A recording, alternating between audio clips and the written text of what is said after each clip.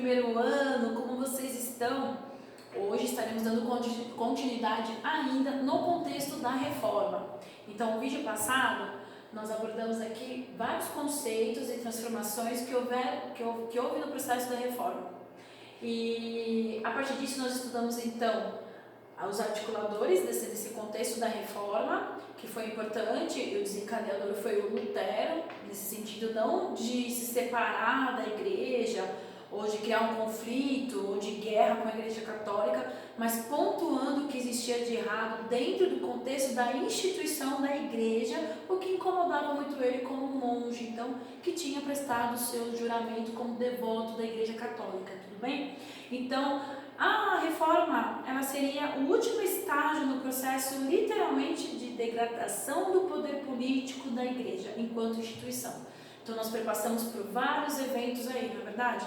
Formação da monarquia nacional foi um evento, nós tivemos aí as crises do século XIV, a Guerra dos 100 Anos, a Grande Fome, a Peste Negra, que também contribuiu para a saída da Idade Média, eventos importantes e significativos assim, no contexto social e político. Então também foi observado um movimento ideológico criado para a burguesia que ficou conhecido na história como Renascimento, e a partir de agora nós temos então, vamos dizer assim, o pontapé final desse contexto da saída da Idade Média, lógico, com também o aparecimento da imprensa.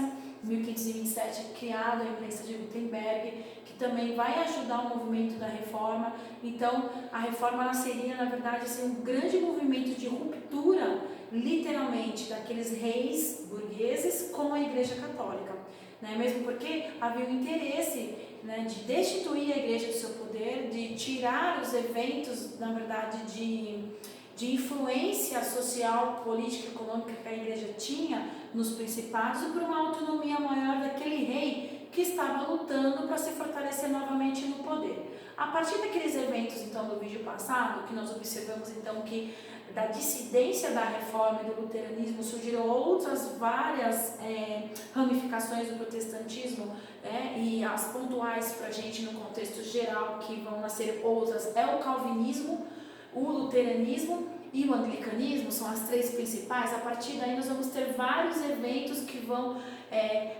na verdade, afunilando e também entrando em conjunto de uma tendência dogmática de uma religião com a outra e vão formando outras religiões. Então, após a interpretação da Bíblia por Lutero, então as religiões cresceram absurdamente, né, consequentemente nos próximos anos, onde acabou fragilizando vamos dizer assim, a estrutura social do novo contexto da população do Sacro Império Romano-Germânico principalmente, e sucessivamente muitas guerras religiosas para a manutenção então do quê? De um poder forte, que é do rei, sem a intervenção de Roma principalmente. Bom, a igreja ela não podia ficar quieta, né? Ela estava desmontando, ela estava sendo destruída desde então do século XIII, do século XII, onde ela já está sendo desmontada nesse processo político, nesse processo social das suas instituições, indo praticamente à falência, justificando vários eventos aí para a manutenção das cruzadas. Então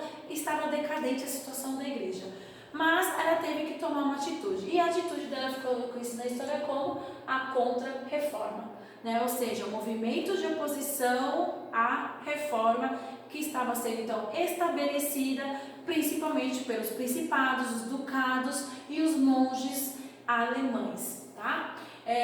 Então, essa contra-reforma, ela tomou algumas medidas importantes para o movimento, vamos dizer assim, de estabilidade da retomada da igreja, necessário naquele momento. Então, o catolicismo e a reforma, ela determinou alguns pilares, que são a base da contra-reforma ali. Então, os pilares da reforma católica, a gente pode chamar de reforma católica ou contra-reforma, como vocês preferirem, tudo bem? Então, ela adotou 4 estratégias aqui, galera. Uma estratégia formou a Companhia de Jesus, que está diretamente ligado com o nosso contexto histórico da colonização na América, né? Tribunal do Santo Ofício, ele vai voltar com toda a força, a Inquisição, o Index Libro Prohibo e o Concílio de Trento. Então, ela estabeleceu na sua conduta, naquele momento, em retaliação ao movimento da reforma, 4 grandes pilares, tá? A Companhia de Jesus é uma companhia que foi formada de significativa importância, porque é uma companhia que ela teve, teoricamente, o único objetivo de expandir o cristianismo contra os infiéis. Então, é uma organização política da igreja, onde é permanentemente importante a presença de padres extremamente inteligentes. Não é qualquer padre que fazia parte da Companhia de Jesus, que tem a arte da retórica, do discurso político, né? São exímios articuladores diplomáticos que faziam parte da Companhia de Jesus, escolhidos a dedo pelo Papa, e que tinham a função então de descer para as colônias e diversos outros países com a função de cristianizar e ter influência religiosa. E está ligado diretamente à manutenção da nossa estrutura social aqui no Brasil colonial. Então era uma companhia super importante que doutrinava os povos nativos, cristianizava e conseguia, né, amenizar as tensões conflituosas entre igreja e Estado. Então a Companhia de Jesus é muito significativa nesse processo de conversão, né, e de expansão do cristianismo, e também seria uma guerra invisível contra o movimento da reforma em qualquer país colonizado também, qualquer colônia. O Tribunal do Santo Ofício foi restabelecido à volta da Inquisição. Então ela estava um pouco adormecida, né, desde o século XIII, do século XIV. O Tribunal do Santo Ofício estava um pouco adormecido depois do Renascimento, mas agora nesse momento ele volta com força total. Tudo isso que eu estou falando para os senhores, está aqui, né, no capítulo 17 do módulo 3, na página 97, tá? Então, na verdade, a ideia do tribunal era manter a unidade da igreja contra os infiéis. Então, tudo que imaginasse de mágica, de magia, qualquer coisa que a igreja colocasse como uma afronta aos seus dogmas, à sua doutrina, então o Tribunal do Santo Ofício acabava agindo a favor então da Igreja Católica. Nós temos também um outro aqui, que é o Index Librorum Prohibitorum, que está escrito em latim, gente. Esse index proíbe uma lista de livros que foram proibidos naquele momento na história. Então houve uma varredura, né, de várias obras literárias que foram proibidas, incluindo até o Dante aqui, né? Todas aquelas obras que eu falei que eram espetaculares do Renascimento foram perseguidas e queimadas, todas as obras. Só podia ler as obras que a igreja colocava como direcionamento para o seu povo. Inclusive tinham listas nas igrejas onde o fiel ia lá e lia quais eram as obras que podiam ser lidas, tá? Então, na verdade, principalmente aqui depois da livre interpretação da Bíblia em outro idioma, o Index Librorum Prohibitorum, ele ficou pior ainda, né, na busca e na caça sobre eventuais obras que pudessem os fiéis terem guardado dentro das suas casas, tá? Então, na verdade, ele foi extinto, depois ele vai ser extinto esse Index Prohibitorum no século XX, essa questão de que só pode ler obras que são direcionadas para a igreja. E o outro aqui, não o menos importante, talvez o mais, é o Concílio de Trento. No Concílio de Trento foi organizado e foi conversado pelos cardeais, os bispos e o alto clero do Papa, da instituição da igreja, a organização das questões do dogma e das questões da disciplina. Isso teve que ser reorganizado novamente, né? Por quê? Porque teve que mudar, teve que fazer regras novas, disciplina nova, o que vai ser alterado, o que é necessário para poder combater então a reforma, né? A expansão de outras diversidades cristãs que interpretavam a Bíblia. Então, essa questão do dogma e da reforma, é importante que vocês observem na página 98 do módulo de vocês a questão do dogma e a questão da disciplina aqui.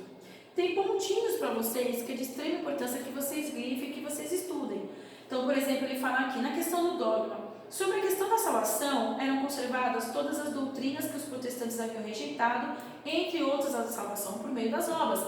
Lembra que Lutero fala que nós atingimos a Deus pela fé e não pelas obras? Então, na verdade, aqui nesse momento a igreja ela está reafirmando os dogmas dela, porque se ela fizesse alguma alteração ali em relação ao Lutero, ficaria muito feio no contexto cristão, né, no contexto social da igreja mesmo. Então eles reafirmaram o dogma deles, que só se atinge a salvação por meio das obras. Ficavam mantidos os 7 sacramentos, que foi tirado na reforma. Então, por exemplo aqui, os 7 sacramentos: o batismo, a confirmação do batismo, a crisma, a penitência, a comunhão, a extrema-unção, o poder sacerdotal e o matrimônio.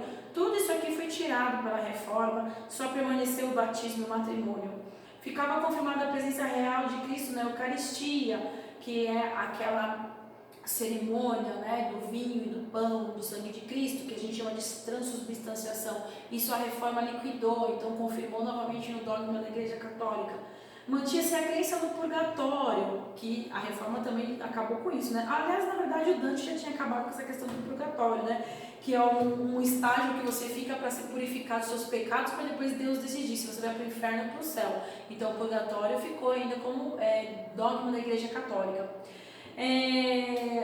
E outro ponto importante aqui é a questão, terminava assim que todo católico devia obediência espiritual ao Papa, sucessor de São Pedro, ou seja, todo católico que se preserva dentro do contexto do cristianismo ortodoxo, ele tem que ter diretamente obediência ao Papa como representante de Cristo na Terra. E a questão da disciplina, que é significativo também na questão da disciplina, a gente lembrar aqui a questão principalmente do celibato, tá? Então isso foi reconfirmado pela Igreja Católica, o padre não pode casar, que foi totalmente o oposto do contexto da reforma. Lutero casou, teve 6 filhos, né, que são os pastores, então isso foi reconfirmado novamente. Então o uso do latim foi reconfirmado, o celibato clerical foi reconfirmado, né?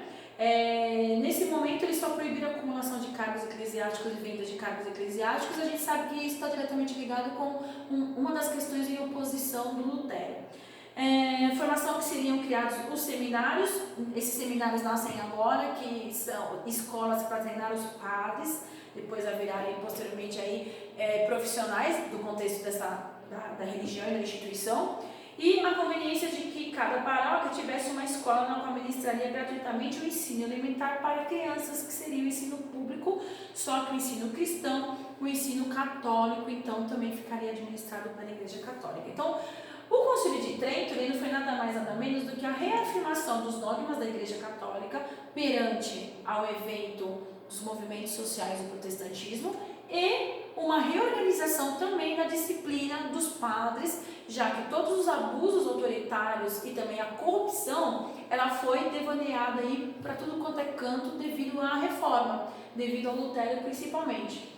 Então, qual foi o significado aqui da contra-reforma? O recuo da Igreja Católica foi significativo para conter as guerras de religião.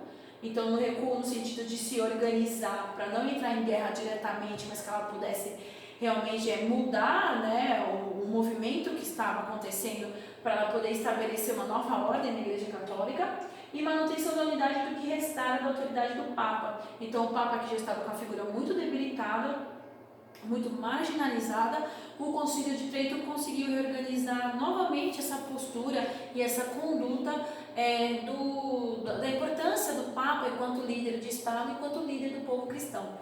Então esse movimento foi muito significativo, embora o capítulo seja pequenininho de vocês, esses 4 pontos, os pilares da Contra-Reforma, nós não podemos mais esquecer a critério de prestar provas de vestibular. O que vai cair para vocês são os 4 pilares, incluindo muitas vezes a alternativa que é correta, o Concílio de Trento, que é reorganizar, na verdade afirmar a questão do dogma da Igreja Católica e consolidar aqui a modificação da questão da disciplina, o que o padre pode fazer, o que não pode fazer, e organizar novamente todo esse sistema estrutural que a Igreja perdeu na Reforma e vem perdendo aí desde o século XII no contexto da Idade Moderna. Tudo bem? Então é isso, gente. Na próxima aula nós vamos entrar aqui, na verdade, nas guerras de religião entre Espanha, França, Inglaterra e Portugal, que acabou convulsionando a partir do processo da Reforma e da Contra-Reforma, e também qual foi a estabilidade que os reis deram para a manutenção da ordem social e tirar as guerras de religião, então, um pouco dos seus impérios com tanto tormento social. Tudo bem?